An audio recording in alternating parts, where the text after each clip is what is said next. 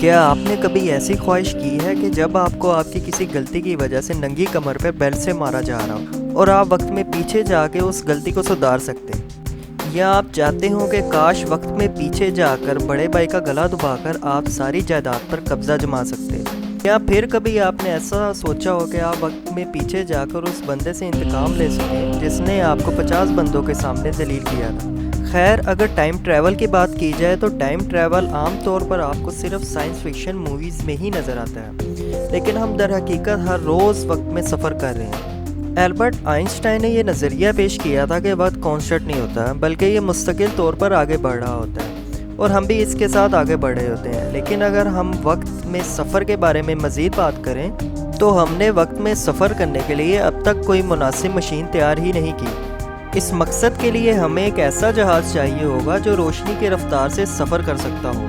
Einstein نے اپنی theory of relativity میں ہمیں یہ سکھایا کہ خلا میں جس قدر آپ کی سپیڈ تیز ہوتی جائے گی،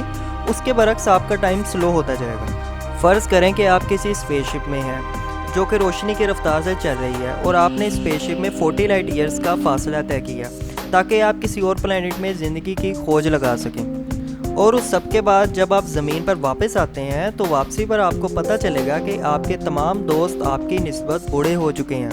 مگر آپ کو زمین سے گئے ہوئے صرف 2 سال ہی گزرے ہوں گے، لیکن زمین کے لوگوں کے لیے آپ 80 سالوں سے غائب تھے۔ اس فینومینا کو ٹائم ڈائلیشن کے نام سے جانا جاتا ہے، مگر فی الحال آپ ایسا نہیں کر سکتے کیونکہ روشنی کی رفتار سے سفر کرنا آج کی موجودہ ٹیکنالوجی سے ممکن نہیں ہے۔ اب تک ہمارے پاس تیز ترین پائلٹ گاڑی اپولو 10 ہے جس کی رفتار 11,000 میٹر پر سیکنڈ ہے۔ ہمیں وقت میں سفر کرنے کے لیے 299 ملین میٹر پر سیکنڈ کی رفتار کی ضرورت ہے، مگر اتنی زیادہ رفتار پر سینٹریفیگل فورس کا اثر بہت زیادہ ہوگا اور اس وجہ سے آپ کے جسم کے ٹکڑے ہو جائیں گے۔ خیر، ہم نے ابھی تک وارم ہولز کا ذکر نہیں کیا۔ آئنسٹائن کا نظریہ تھا کہ وارم ہولز ٹنلز کی طرح ہوتے ہیں جو کہ 2 الگ جگہوں اور 2 مختلف وقتوں کو آپس میں جوڑے رکھتے ہیں۔ ہم آسان الفاظ میں یہ بھی کہہ سکتے ہیں کہ وارم ہولز وقت کا شارٹ کٹ ہوتے ہیں، مگر وارم ہول کا مسئلہ یہ ہے کہ یہ 1 سینٹی میٹر کا 1 ارب ٹریلین ہوتا ہے۔ انسان اس قابل نہیں کہ اس کے اندر فٹ ہو سکے۔ اگر ہم کسی ایک وارم ہول کو پکڑ سکیں تو شاید ہم اسے بڑا کرنے میں کامیاب ہو جائیں۔ اگر ہم وارم ہول کے وقت کو مختلف رکھ کر اس کے دونوں سروں کو ایک جگہ پر رکھیں تو ہم سیم سپیس کے اندر داخل ہو کر کسی دوسرے وقت میں باہر نکل سکتے ہیں، مگر وارم ہول کے ساتھ ایک مسئلہ ہے کہ وہ بہت کم وقت کے لیے رہتے ہیں اور ان میں سفر کرنا کچھ پیراڈاکسز کو پیدا کر سکتا ہے۔